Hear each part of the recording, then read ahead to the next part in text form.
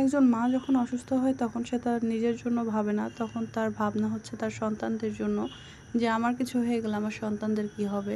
আসসালামু আলাইকুম সবাইকে, কেমন আছেন সকলে? আশা করছি অনেক ভালো আছেন।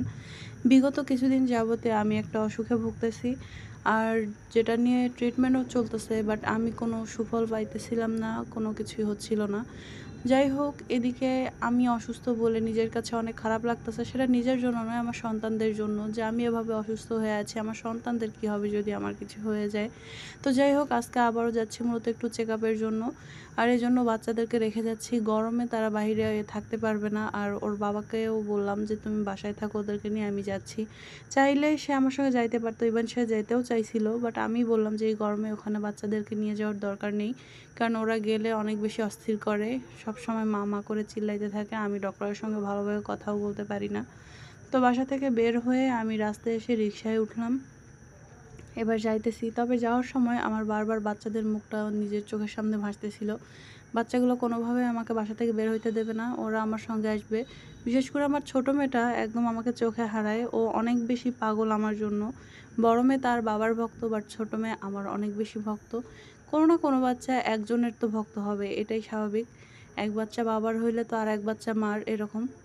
তো যাই হোক, ফাইনালি আমি ডক্টরের চেম্বারে এসে বসে আছি, সিরিয়াল দেয়া আছে, এদিকে আরও অনেকেই বসে আছে। আমার সবথেকে একটা বড় প্রবলেম হচ্ছে, আমার যদি একটা ছোটোখাটো অসুখও হয় তো আমি সবথেকে বেশি ভেঙে পড়ি যে কি হবে, আমি আসলে আদৌ সুস্থ হব কি না। আমার এই বিষয়টা নিয়ে আমি অনেক বেশি চিন্তিত, কারণ সামান্য কিছু হলেও অনেক বেশি ভেঙে পড়ি, মানসিকভাবে এক কথায়। তো যাই হোক, এদিকে অপেক্ষা করতেছিলাম যে ডক্টর কখন আসবে সেই নিয়ে। তো এর মধ্যে ডক্টরও এসে গেছে আর আমার চেক আপ করতেছিল। আর যারা এই বিষয়ে অভিজ্ঞ আছেন তারা হয়তো বা দেখে বুঝতে পারবেন যে আমার কি প্রবলেম, আর যারা একটু অনভিজ্ঞ তারা হয়তো বা দেখে বুঝতে পারবেন না সহজে। তো যাই হোক, এদিকে আমার চেক আপ টেক আপ করা হয়েছে, তারা বলছে খুব বেশি একটা প্রবলেম নাই, জাস্ট একটু। তো সেটা ওষুধ খেলে মোটামুটি ঠিক হয়ে যাবে। এরপর আমি সেই ডক্টর দেখানোর পরে যে চেক আপের রিপোর্টটা সেটা নিয়ে এবার বাসায় চলে যাচ্ছি। মোটামুটি একটু মাথাটা শান্ত হয়েছে, যে যাক খুব বেশি প্রবলেম নাই, হালকা একটু, যেটা ওষুধ খেলেই সেরে যাবে। সেই অনুপাতে আমি কিন্তু ওষুধও নিয়েছি, নিয়ে এবার যাইতেছি। আর এর মধ্যেই মাথায় আসলো যে বাচ্চারা তো বাসায় আছে, যাওয়ার সঙ্গেই ধরবে। বিশেষ করে ছোটোটা, ও এসে বলে মা চিপস বা মা জিন্টু। ও বাইরে থেকে কিছু নিয়ে গেলে সেটাকে জিন্টু বলে।